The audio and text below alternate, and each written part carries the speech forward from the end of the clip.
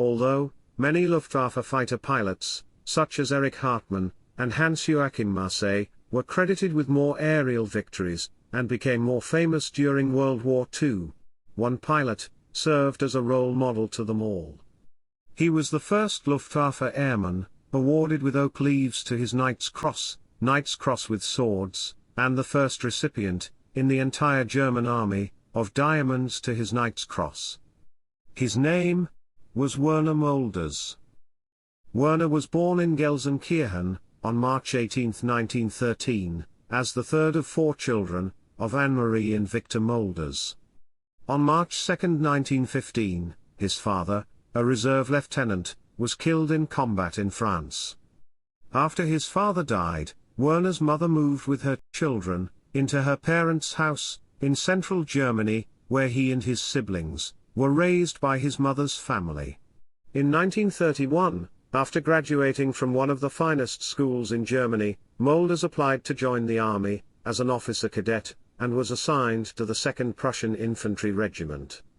After completing his basic military training, in October 1932, he enrolled at the Dresden Military Academy, where he went through a thorough and intensive, 2-year officer education program. During his training years, Mölders made his first attempt to fulfill his dream of flying. In 1934, he applied to transfer from the army to the recently established Luftwaffe for flight training. His first attempt to become a pilot failed after passing all but one test, the centrifugal spin chair, which made him dizzy and caused him to vomit. Due to his motion sickness problem, a doctor declared him unfit to become a pilot. He was, nonetheless, determined to fulfill his dream. On the second attempt, he returned to the centrifugal chair, and despite feeling just as nauseous as he had been after the first test, this time, he did not vomit. Eventually, he was granted permission to enter flying training. Motion sickness would affect Mölders during the early part of his career, but in the end, he would overcome the problem through training and perseverance. In March 1934, Mölders began the flight training at the pilot school at Brunswick. During the first month of his course, he struggled with motion sickness, suffering from nausea and severe headaches. In time, the illness and headaches diminished, and finally, he overcame the problem completely. Once freed from it, he quickly progressed as a pilot and air leader, graduating at the top of his class in June 1935. Promoted to the Oberleutnant in 1936, after completing the fighter pilot course, Mölders took over command of a training squadron in the base at Wiesbaden, where he served under Group Commander Major Theo Osterkamp, who would also become one of the key figures in the Luftwaffe fighter force. In March 1937, he was given command of Jagdgeschwader 334, and proved himself to be an exceptional commander, as well as an instructor. Oberleutnant Mölders would come to prominence in the summer of 1938, after he volunteered for the Condor Legion in Spain, hoping to gain a first-hand experience in aerial combat.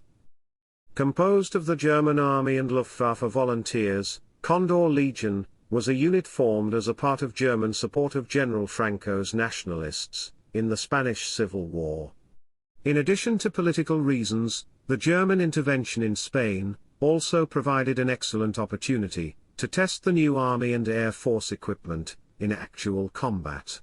Arriving in Cadiz by sea, on April 14, 1938, Mölders was assigned to the 3rd Staffel of Jagdgruppe 88, commanded by future ace, and one of the most famous Luftwaffe pilots, Oberleutnant Adolf Galland. Galland and Mölders would become good friends and rivals over time, while they both established themselves as phenomenal fighter aces. A few weeks later, Galland left Spain and returned to Germany, leaving Mölders as a new commander of the 3rd Staffel. Before he left, Galland in his final report characterized Mölders as an excellent officer, splendid pilot, and a brilliant leader. Within weeks of taking command of the squadron, Mölders' spectacular career literally took off when his unit was equipped with the latest model of then revolutionary Messerschmitt Bf-109B fighters, replacing the outdated Heinkel He-51 biplanes. With the new fighter, his squadron gained the advantage over the Russian-made Polikarpov I-15 and I-16 fighters, also known as Rata, then being flown by the Spanish loyalists. He felt very comfortable in a new Messerschmitt plane, and on July 15, 1938, he scored his first victory, a Polikarpov I-16 fighter. It was his first victory, and by November 3, Mölders shot down 14 aircraft in Spain, making him the Luftwaffe's highest-scoring pilot of the Condor Legion. During his time in Spain, Mölders developed new fighter tactics. In a period when most air forces utilized large formations, with the basic fighter formation, consisting of the three-plane flight, forming a V formation, also called the Vic, with aircraft entering combat in a rigid sequence. He, alongside other airmen of his squadron, implemented and put into practice a new flexible fighter formation, based on 2 and 4 aircraft. The German fighter pilots already flew in pairs, known as Rote. Mölders' idea was to combine 2 pairs into a new formation, called a swarm, or 2 Rotes operating together. Each pair consisted of a lead pilot, with a wingman flying slightly behind and to one side. As the alignment of aircraft, in the new formation, resembled the positions of the 4 fingertips of an outstretched hand, the new formation was named Finger 4. The swarm leader's wingman would fly slightly behind and below him, while the second pair would fly slightly behind the first pair. The leader in each rote was the attacker, with his wingman protecting him from behind, freeing the leader to concentrate solely on the enemy aircraft. This new flexible, maneuverable formation proved highly successful, enabling a swarm to turn as a unit, minimizing the risk of mid-air collisions. The new fighter tactics proved so successful that when Mölders completed his tour in Spain, he was given a task by the Luftwaffe to develop and train the fighter pilots in this new tactical system. Later in the war, this tactic would be adopted by all countries, and it would remain the system used by air forces to this day. He served 8 months in Spain, and during that time, Mölders built a reputation as a superb leader and fighter tactician. In early December, he returned to Germany as the highest-scoring Luftwaffe pilot. In recognition of his exceptional performance, he was promoted to Hauptmann, and assigned to the 1st Squadron of Jägerschwader 133, where he would spend the winter, teaching Luftwaffe recruits the fighter pilot tactics developed in Spain. In the spring of 1939, Jägerschwader 133 changed the name to Jägerschwader 53, also known as Pick Ace, and was equipped with the latest E variant of Messerschmitt Bf-109 fighters. As the commander of the 1st Squadron, Jägerschwader 53, his uniquely balanced maturity soon earned him the nickname Vati, meaning daddy, an affectionate expression of the respect and appreciation his men felt for him as their leader. The outbreak of the Second World War, on September 1, 1939, found Mölders Staffel stationed in Germany, protecting the western border, in the Mosel-Saarpfalz region. This sector would become particularly active during the period known as the Phony War, because Jägerschwader 53 had to protect this sensitive area, as beyond it lay Germany's industrial heartland, Ruhr, a target of great interest of the French and Royal Air Force. A few days later, on September 8, 1939, during the clash between swarm of 4 Messerschmitt fighters and 6 Curtiss P-36, north of Karlsruhe, Mölders' plane had been hit in the engine. While attempting a forced landing in a field, Messerschmitt's undercarriage sunk into the soft ground, flipping the plane on its back, trapping him inside the cockpit, and injuring his back. The injury kept him out of combat for several days, and on September 19, he returned to flying. The following day, he shoots down his first aircraft of the war, a Curtiss Hawk P-36. That victory earned him the Iron Cross Second Class. He continued to increase his score on October 30 by shooting down his second victim, Blenheim 1 bomber.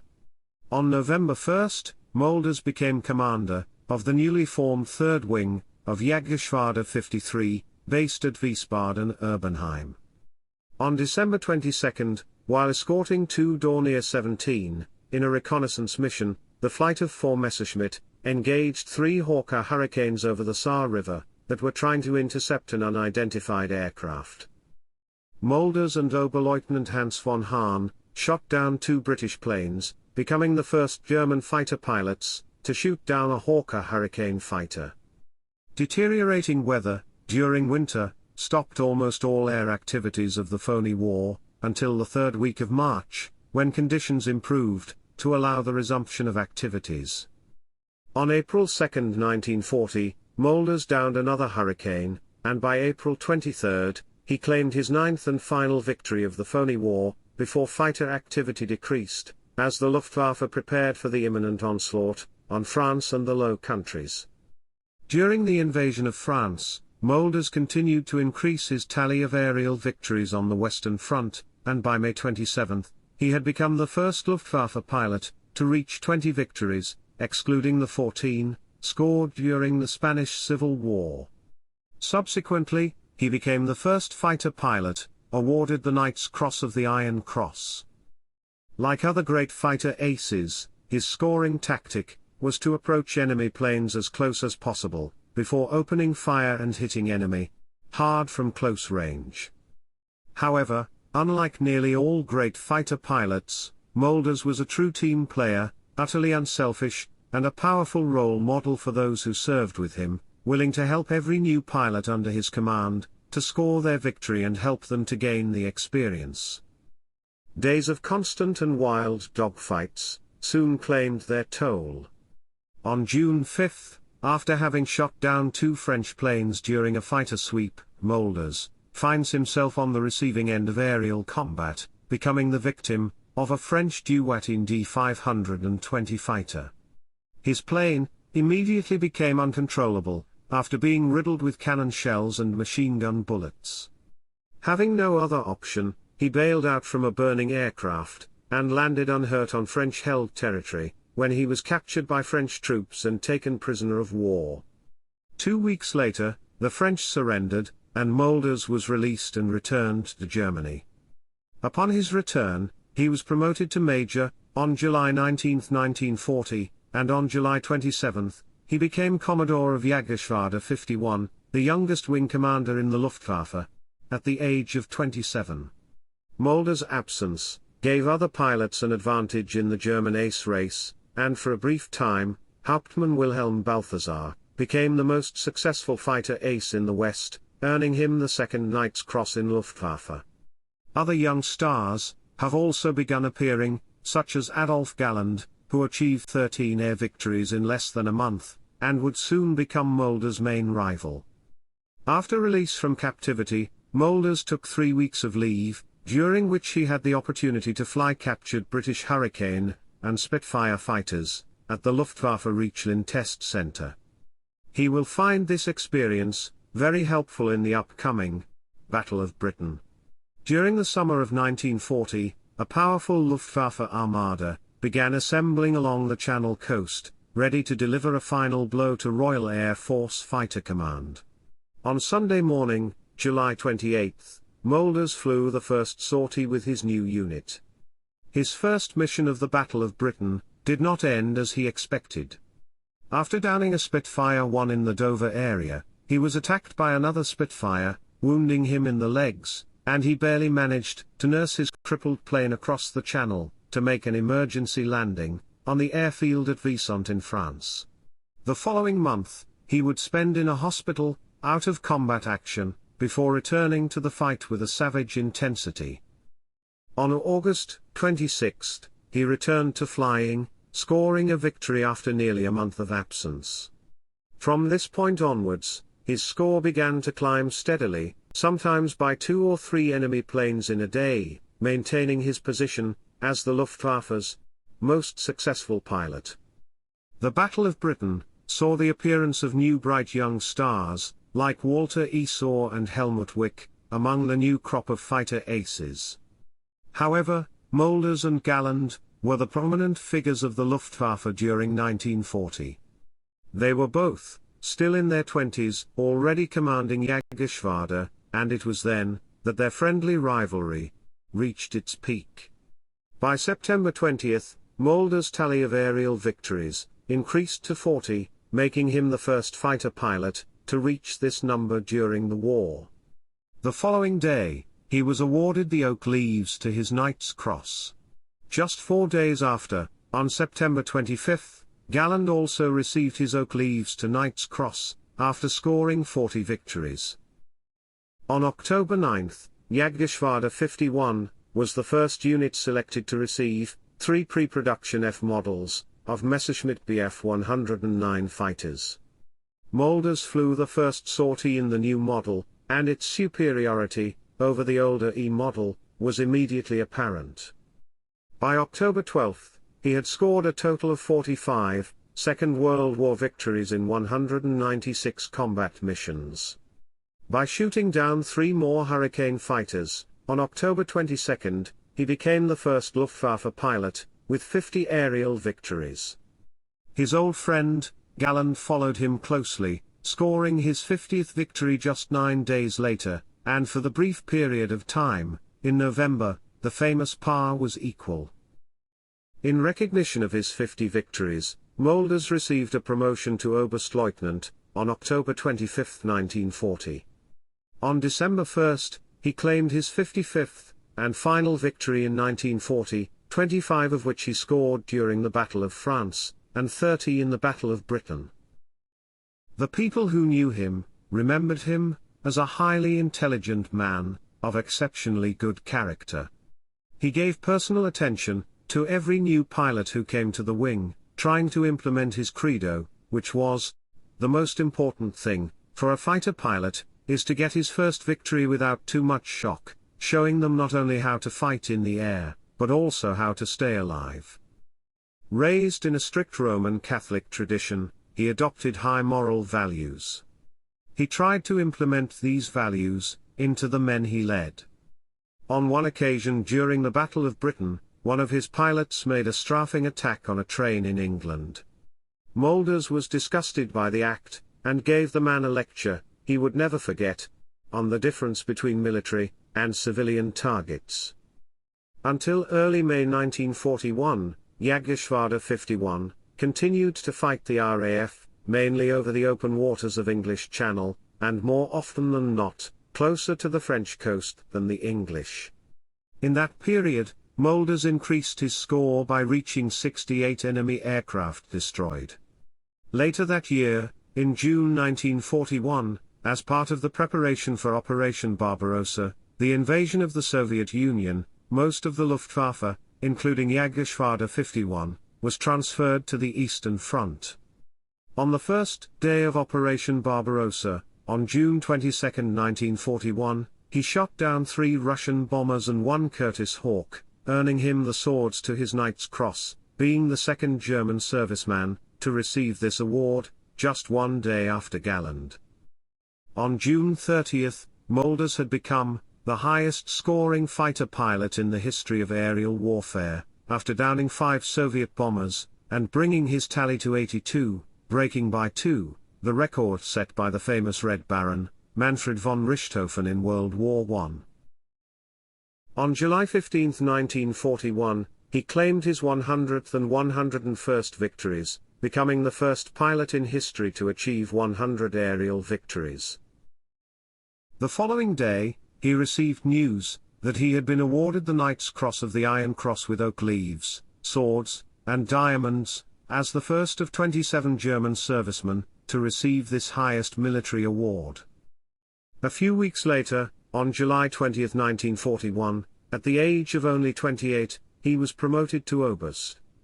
With the new promotion, and as a holder of the highest military decoration, partly because of propaganda reasons, as the Luftwaffe High Command did not want to lose its most successful pilot, the order came personally from Reichsmarschall Hermann Göring, head of Luftwaffe, expressly forbidding Mölders from flying any further air combat missions.